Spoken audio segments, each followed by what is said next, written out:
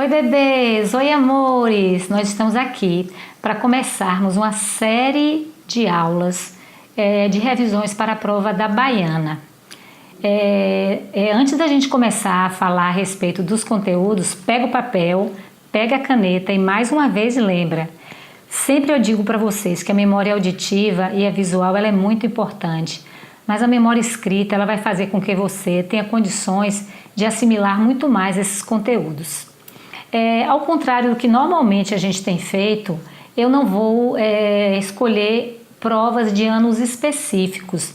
Eu vou trabalhar a revisão da Baiana através de conteúdos. E o conteúdo que a gente escolheu para iniciar é um conteúdo que sempre cai, é o conteúdo de citologia. E nessa primeira aula da gente, dentro de citologia, nós vamos explorar ácidos nucleicos, membrana plasmática e a parte de meiose e mitose. E no final, uma questãozinha de biologia energética. Certo, bebês?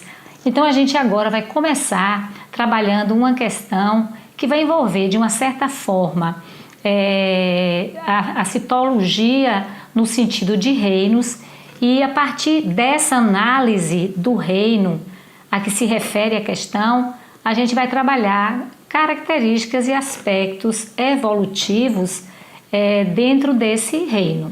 Então essa questão é uma questão que começa falando de um protozoário que causa malária.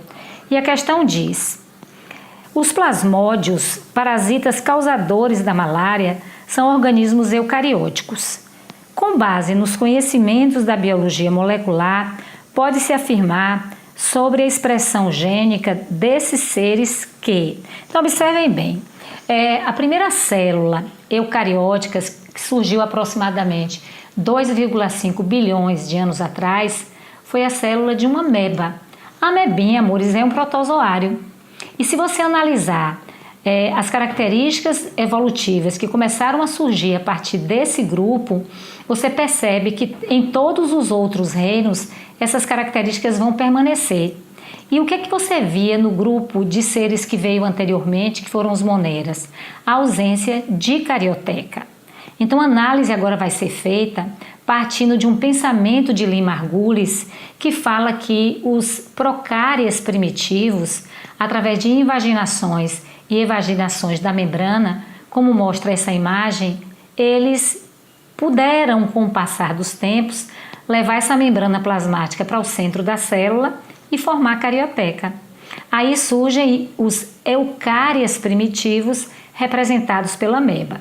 Então a análise dessa questão é exatamente baseada no aparecimento dessa característica evolutiva nova.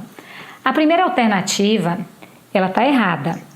Ela fala: a tradução ocorre no interior do núcleo pela ação da RNA polimerase que formará o RNA mensageiro. Amores, nunca, nem em procárias, nem em eucárias, tradução ela é feita no núcleo. A RNA polimerase é uma enzima utilizada para abrir a molécula de DNA e copiar o gene, e a gente chama isso de transcrição, e ocorre no núcleo. Só que na questão ele fala de tradução. Tradução, citoplasma, procárias e eucárias. A alternativa B, que também está errada, ela fala: a remoção dos exons do RNA maduro ocorre no citoplasma por um processo de splicing. Retirada de exons não existe. Exons são genes ativos. Outra coisa errada: splicing não ocorre no citoplasma. O splicing ocorre no núcleo e é realizado por uma enzima chamada de endonuclease. Então não ocorre no citoplasma. A terceira afirmativa, que também está errada, diz: a ausência de carioteca permite que a transcrição e tradução ocorram simultaneamente. Poxa, amores, a gente acabou de falar que eucarionte tem carioteca. Aí você fala que ele não possui carioteca e que esse processo vai ocorrer simultaneamente no citoplasma? Não.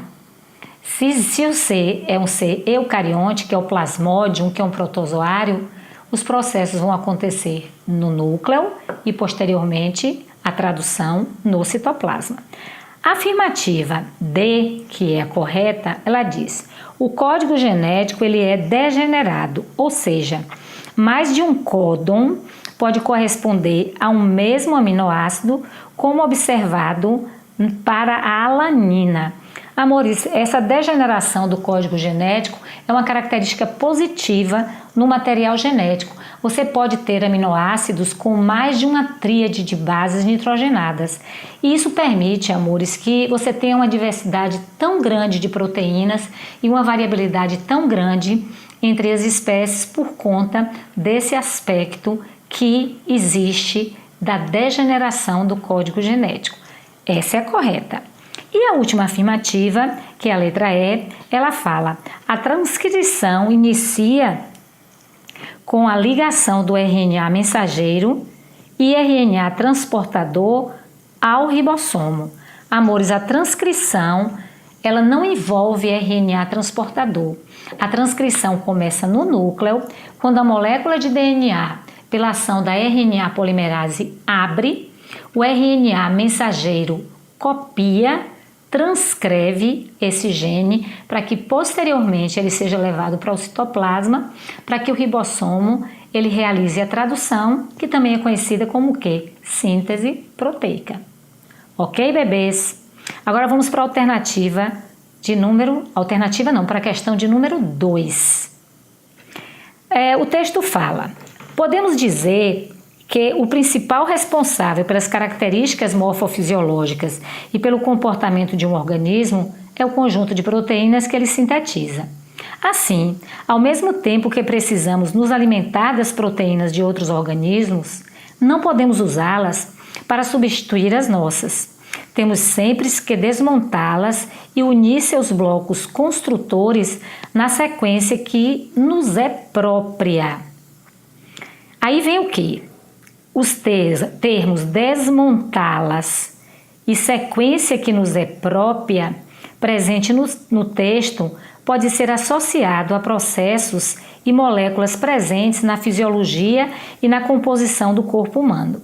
Sendo assim, essas associações são respectivamente. Então, amores, como no próprio texto diz, nós não temos condições sozinhos de produzirmos nossas próprias proteínas. Há sempre necessidade que você venha ingerir aminoácidos de origem animal ou de origem vegetal, que são chamados de aminoácidos essenciais.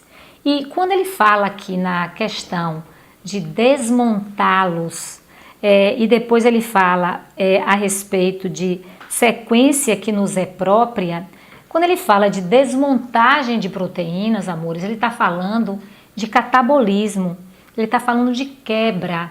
Quando eu como, quando eu por ingestão, eu coloco no meu aparelho digestório uma macromolécula, seja ela uma proteína, seja ela um carboidrato, seja ela um lipídio, eu tenho que primeiro desmontar. Desmontagem implica em catabolismo. Catabolismo é quebra. Se é quebra, é um processo de digestão. Então eu utilizo uma enzima para quebrar moléculas macro e transformá-las em moléculas passíveis de absorção. E quando eu falo aqui sequência que nos é própria. Se eu falo de sequência que nos é própria, eu estou me referindo a um material genético que eu trago e que a partir da transcrição e tradução dele, eu vou ter a expressão desse gene sobre a forma de proteínas. Logo, a primeira afirmativa fala que esse processo de desmontá-las é a excreção. Está errado. Não é excreção, é digestão.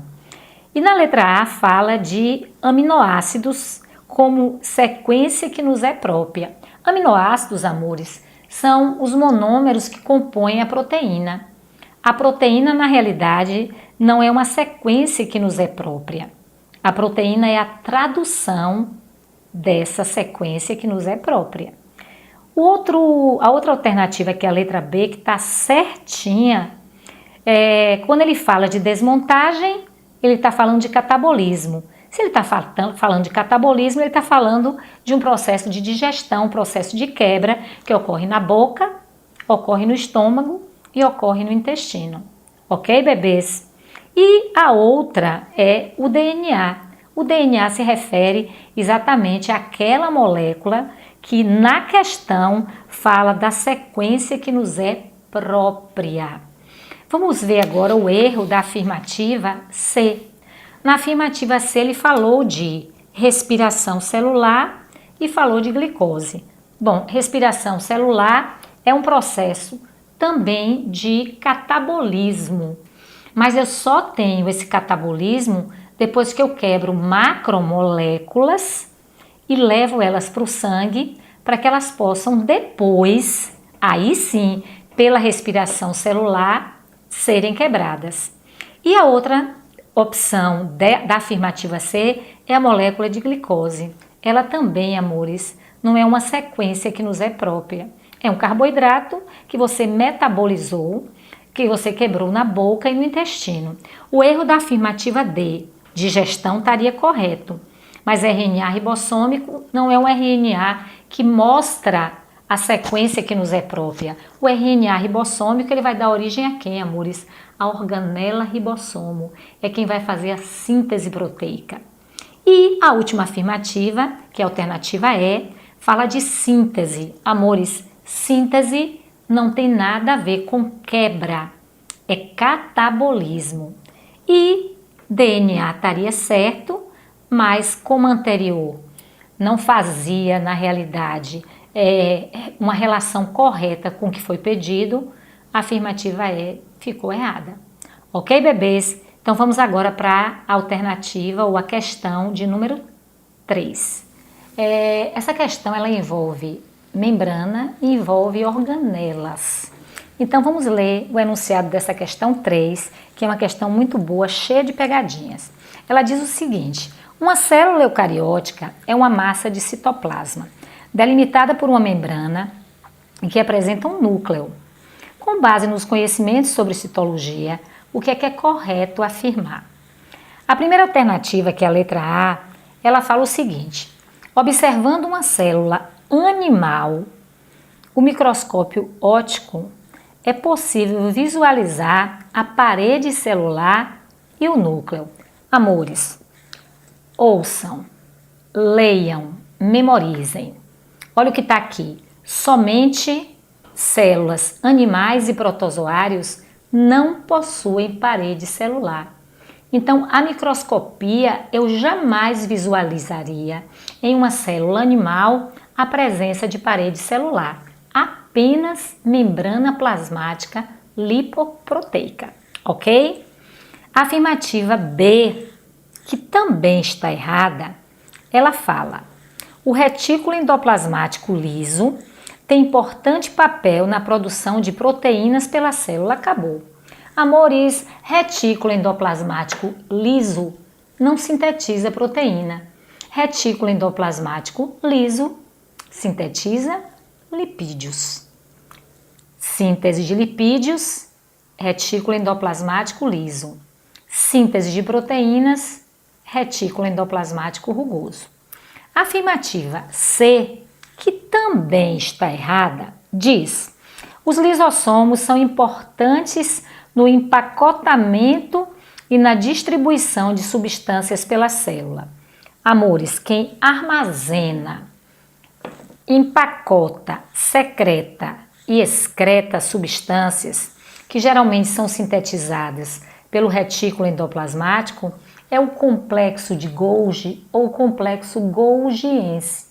Lisossomo é pacotinho, é o resultado do que foi sintetizado e que foi empacotado pelo Golgi.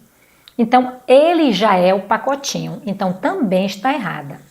A afirmativa D, que é a correta, ela diz: uma proteína presente na membrana plasmática de uma célula foi produzida no retículo endoplasmático rugoso, certíssimo, síntese proteica, encaminhada para o complexo de Golgi, fazendo o pacotinho, e depois, se ela for, obviamente, uma proteína que vai sair da célula, que vai ser exportada, ela vai ser direcionada à membrana plasmática ou permanecer na membrana se for uma proteína da membrana. Ok, bebês? Então, a alternativa correta da questão número 3 é a letra D.